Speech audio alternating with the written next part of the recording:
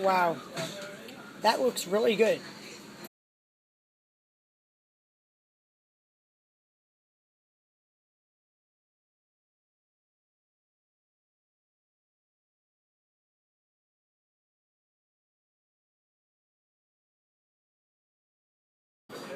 Hi, I'm Adrienne Floreen, and this is Dining with Adrienne Floreen.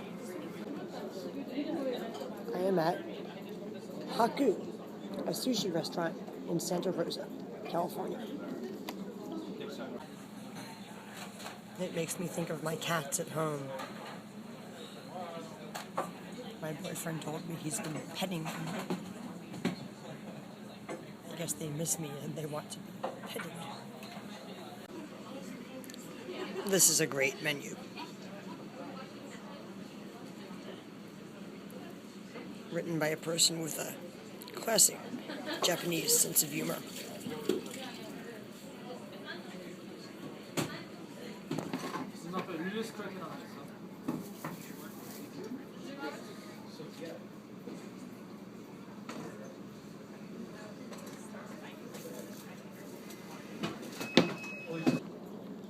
I wasn't sure what to order.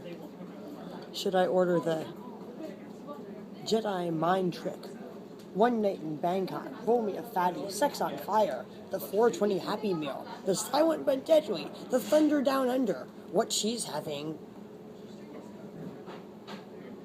the After School Special, the Funny Feeling Down There, the Deadliest Catch, the Easy Lover. Gosh, it doesn't really sound like I'm about to order sushi. It sounds like I'm about to order a prostitute or something.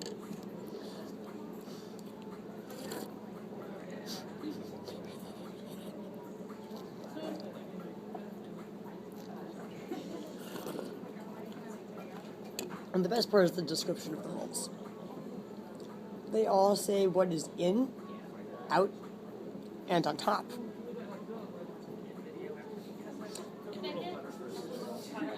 The funny feeling down there. In, deep fried soft shell crab, avocado. Out, salmon, super white tuna. On top, spicy mayo, unagi sauce, mango sauce, and tobiko. I thought I wasn't going to be able to eat after my dentist appointment because I thought they were going to numb me up and drill my tooth and fill my cavity. It turns out I need about $4,000 worth of dental work that my insurance doesn't cover. $2,000 on just one tooth. The other $2,000 on the other 12 or so teeth with cavities. My first appointment for the really expensive teeth is in 2 weeks. So by then I either need to raise about $2,000 or I need to get health insurance that covers dental. So, since I am actually able to eat, I'm eating this delicious miso soup.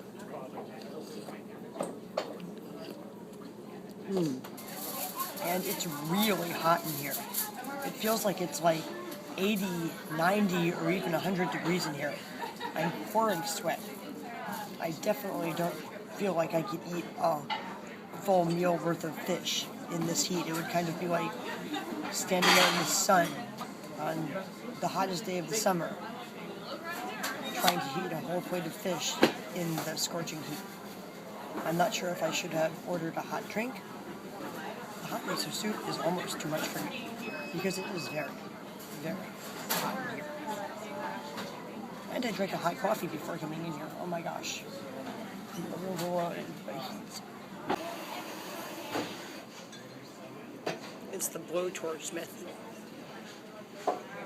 He's blowtorching it. Wow. That looks really good. Unfortunately, my phone is dying, and I am not going to be able to videotape myself eating it.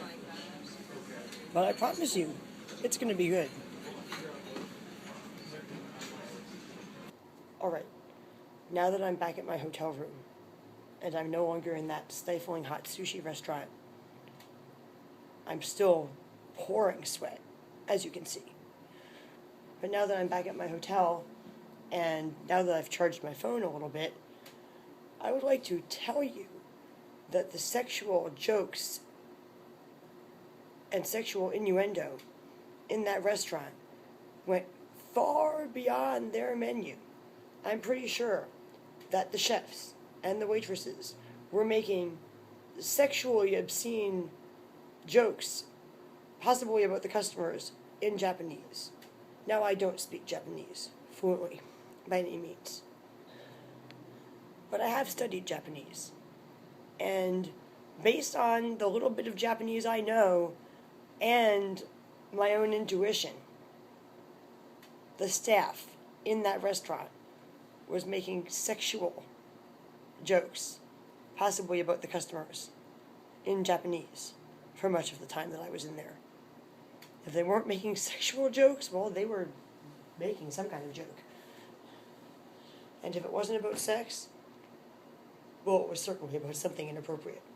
It wasn't about text messages or whatever they were saying it was about in English. I didn't actually try this roll at the restaurant because it was so hot in there, I started to feel nauseous. When I opened up the box at my hotel, I realized that the roll contained imitation crab, which I can't eat because it has wheat in it, which I'm allergic to. That is not how it was described on the menu, which, as you can see, clearly says crab. I also decided to look at some of their bad reviews to see what problems other people had had with their food. I found that another person also complained about the imitation crab in their review. Each roll had that fake roast crab and mayonnaise. It was not described as such on the menu. I checked. That's the same thing that happened to me. They said crab, not imitation crab. And since several of their rolls said things like soft shell crab, I assumed that all of their crab was real crab, since they used real crab in other rolls. Obviously, there isn't imitation soft shell crab. I saw that the owner had left a comment apologizing to one of the customers who had left a bad review. And then I saw this. This is probably one of the rudest and most bizarre responses that I've ever seen a restaurant owner leave in response to a Yelp review. The person said, "Not impressed, the salads were soggy, but the sushi that everyone is raving about, really, all of the fancy names to the rolls, and they all pretty much tasted the same, and the rice was hard," and so on and so forth. The owner replied, "Regarding the salad, we're trying different salad dressing recipes. All of our sauces, down to the caramel on our ice cream and salad dressings, are homemade, no corn syrup. We'll use a more expensive mayonnaise, which should thicken the ginger sesame dressing." Well, that's a pretty positive response to his complaint. Let's see what else he said. "And as for the fancy names of the rolls, I go out of my way to make them anti-fancy. I would say they're irrelevant, maybe crampy, but definitely not fancy." What the heck? Crampy. Yeah, actually, as I pointed out in my video, he goes out of his way to make the rolls' names and descriptions as sexual as possible.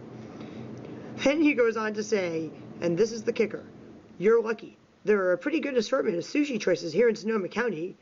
Haku is not for everyone."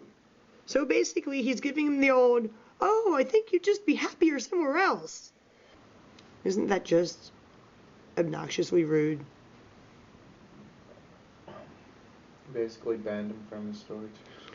Yeah, he's basically saying, "We don't want you in our restaurant if you don't like our sushi names, go somewhere else." So why is this guy so sensitive about somebody saying the sushi has fancy names, that he has to go on this long rant that the names are not fancy, they're irrelevant and unfancy, or anti-fancy as he said, when he obviously went out of his way to make the sushi names sexual?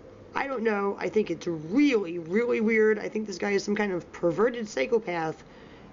And in honor of this restaurant's bizarre, nearly disgustingly sexualized sushi names and descriptions, and the owner's complete and utter denial in his response to this person's review mentioning them, I'm going to call this Sushi Gate. That's right, people. It's just like Pizzagate. where the Comet Ping Pong place obviously had perverted sexualized artwork on their walls and on their Instagram, but they completely denied it when confronted on it. This is Sushi Gate. They have disgustingly sexualized names and descriptions for their sushi. The whole thing is one big dirty joke because every time a customer orders a roll, then one of the waitresses has to go into the kitchen and say something along the lines of, "The blonde lady at table number 6 is having a funny feeling down there," which basically creates an environment of sexual harassment for all of the employees and all the customers all the time. And they deny it. They say that they have normal, non-fancy, irrelevant, even crappy sushi names. And their Facebook page also says, "Good for kids." Like you really want to explain what a funny feeling down there means to your 8-year-old at the dinner table. What else can I say? This is Sushi Gate. Thank you for watching this episode of Dining with Adrienne Floreen. And if you liked this video, please watch my other videos on YouTube.